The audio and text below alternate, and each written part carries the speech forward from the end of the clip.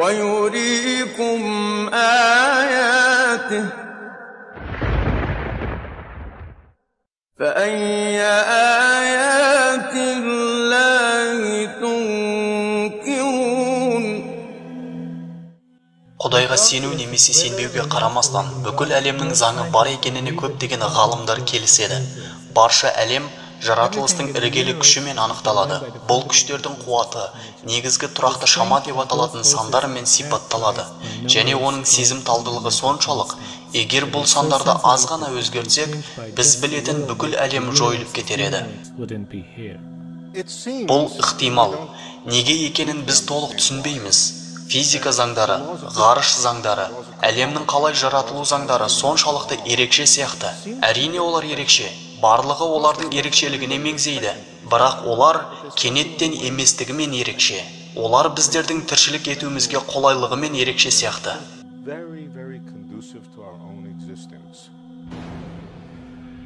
Мысалыға, егер үлкен жарылыстан кейін дереу кеңею жылдамдығы квинтиллионның бір ғана бөлігіне өзгергенде, квинтиллиондар бұл 18 нөлі бар бірлік. Онда бүкіл әлем кеңеюін жалғастырар еді, немесе өзіне кері сығылар еді, және бар әлем мүмкін болмас еді.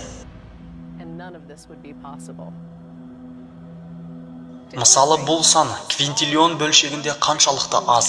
Мына жағажайдағы барлық құм қиыршығын көз алдыңызға елестетіңіз.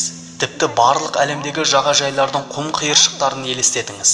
Олардың саны квинтиллионға жуық болуы мүмкін. Егер бұл ұқсастықта барлық құм қиыршықтарын үлкен жарылыстан кейінгі кеңею жылдамдығы деп елестетсек, бүкіл әлемді жою үшін маған қаншалықты құм қиыршығын қосу немесе кеміту қажет. Квинтиллионның ішінен бар болғаны бір құм қиыршығы. Міне, осында болуымыз үшін бізге соншалықты дәлме-дәл болуы тиіс. Гравитациялық тұрақты жайлы мысал келтіруге рұқсат етіңіз. Шкаласы дюйммен болатын шексіз өспелі, сосын бүкіл әлемге 14 миллиард сәулелі жыл созылған сызғышты елестетіңіз. Сипаттау мақсатымен сызғыш ауырлық күшінің әрекет аумағы етіп көрсетілді. Басқаша айтқанда, ауырлық күшін теңшеу сызғыш бойының кез келген жерінде болуы мүмкін еді.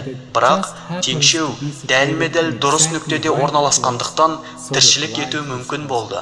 Егер сіз теңшеуді бір дюймға жылжытып, әлемнің кеңдігіне қатысты ауырлық күшін өзгертер болсаңыз, тіршілікке әсер етуі апатты болады. Басқа күштерге қарағанда ауырлық күші неге соншалықты әлсіз? Біз шынында білмейміз. Бірақ біздің білуімізше, егер ол аз ғана күшті болғанда, жұлдыздар кенеттен жанып кетер еді. Тіршіліктің дамуы үшін олар жеткілікті түрде ұзақ болмас еді. Жұлдыздардың орнына, ғарыштың орнына қара құрдымдар пайда болар еді. Біз қара құрдымдарда өмір сүре алмас едік. Ұлы астроном Иоганн Кеплерден алынған ескі мысал. Ол әртүрлі сандар түсінігімен қиялдаған. Мысалы, жер күннен неге 93 миллион миль арақашықтықта орналасқан? Ол бұл санды түсіндіру үшін ондаған жылдар бойы еңбектенді. Бірақ бұл оның қолынан келмеді. Біз, адамдар, неге дәл сондай нақты ара қашықтықта орналасқанбыз? Басқа қашықтықта емес, және тағы да жауабы жоқ сұрақ. Күнге әлде қайда жақын планеталар соншалықты ыстық болғандықтан, біздің өміріміз тіршілікке жарамсыз болар еді. Ал күннен әлде қайда алыс орналасқан планеталар соншалықты суық болғандықтан тағы да біздің тіршілік жарамсыз болар еді. Сонымен біз дәл сондай қашықтықта орналасқан планетадамыз. Себебі ол тіршілікке қолайлы жағдайларды береді. Егер физика заңдарын кішкене өзгертетін болсақ, біз білетін әлем тіршілігін жояды.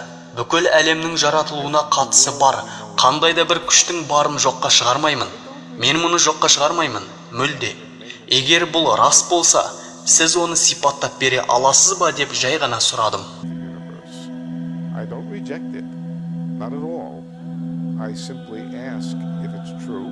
How do you describe it? الذي له ملك السماوات والأرض ولم يتخذ ولدا ولم يكن له شريك في الملك وخلق كل شيء فقدره تقديرا.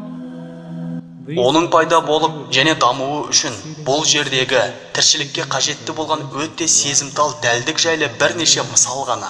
Тіпті бүкіл әлемнің кездейсоқтықпен өздігінен пайда бола алмауын дәлелдеуге осы мысалдардың өзі жеткілікті болады. 20 ғасырда ғана қолдана басталған тұжырымдама процессиясы бүкіл әлемді құдіретті Алла тағаланың жаратқандығының тағы да бір дәлелі.